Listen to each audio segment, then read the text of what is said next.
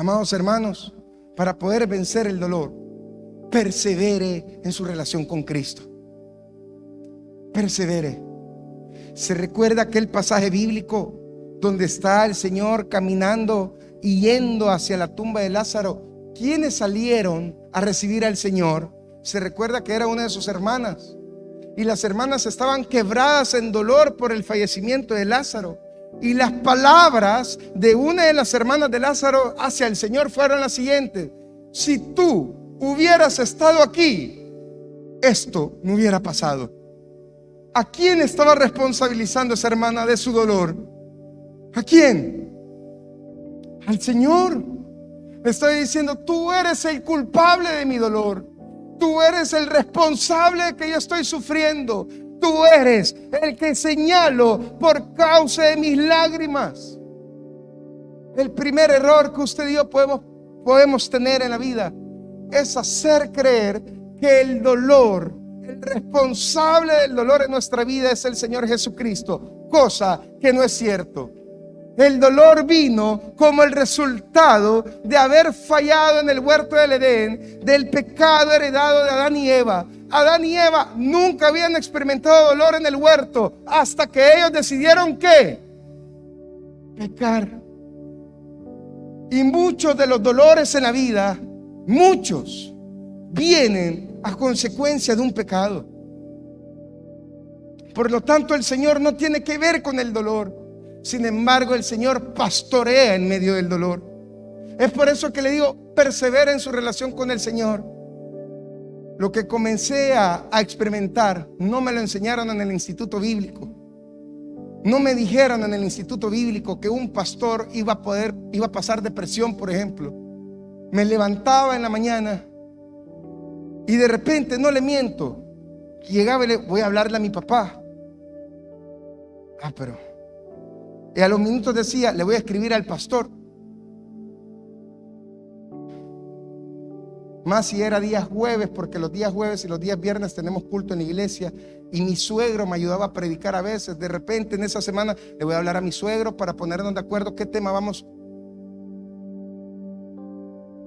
Y cuando llegaba a mi casa, encontrar el panorama de mi esposa llorando por el duelo de su papá y porque está a punto de ser intervenida en una operación. Hermanos, ¿usted cree que yo tenía ganas de orar? ¿Usted cree que yo tenía ganas de cantar las alabanzas que esta mañana estábamos cantando? Así que tomé una decisión. ¿Cuántos de los que están acá han tomado una medicina aunque no le guste? Amén. ¿Cómo es nuestra cara cuando tomamos esa medicina, hermanos? Así que tomé una decisión. No me voy a ir a la cama sin orar, sin buscar al Señor. Y como toda mi organización familiar se cambió, sobre todo por el llamado del Señor a mi suegro, mi suegra se fue a vivir a mi casa. Entonces ya no tenía yo el espacio, como la salita donde yo oraba, no podía estar porque ahí está mi suegra. Entonces tomé una decisión, dije: bueno, si quiero perseverar en la relación con el Señor, tengo que buscar un lugar donde orar. Así que no me quedo de otra. Yo vivo en un pequeño apartamento, tipo 10:30 de la noche. Yo visualicé que ya la mayoría de mis vecinos del edificio ya han llegado a la casa, ya han llegado a los apartamentos. Entonces dije: voy a orar afuera. Así que comencé a orar de 10:30 a 11:30 de la noche enfrente de mi apartamento. Y a veces, no le miento, yo le decía: Señor, ya no aguanto, ya no puedo más. Y en una ocasión estaba casi sentado en la cuneta orando con el Señor: Señor, ya no aguanto, ¿qué hago? Y cuando de repente siento algo, había una vecina que se me quedaba viendo así. ¿Se encuentra bien?, me decía. Sí, no se preocupe. Está orando, ¿verdad? Sí, vaya, me dijo, cualquier cosa, ahí lo voy a estar viendo. Soy la vecina de la segunda planta, me dijo. Así que esa cera se convirtió en mi lugar para rescatar mi relación con el Señor. Y a medida yo me esforzaba por orar y me esforzaba por buscar la voz de Dios y que la voz de Dios pastoreara mi alma, el Señor me recordó este pasaje. Siguiente, por favor.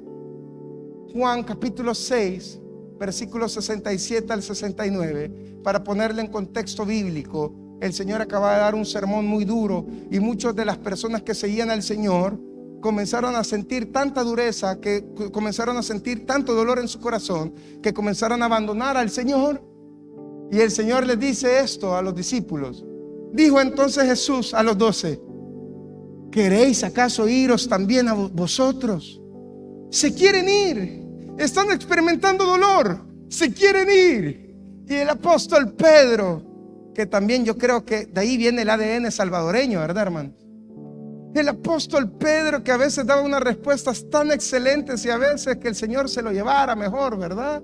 Ese apóstol Pedro responde lo siguiente en el versículo 68. Le respondió Simón Pedro: Señor, ¿y a quién iremos si tú tienes palabras de vida eterna? Esta mañana, a los que están sufriendo, a los que tienen dolor, no abandona al Señor, porque solo Él tiene palabras de vida eterna.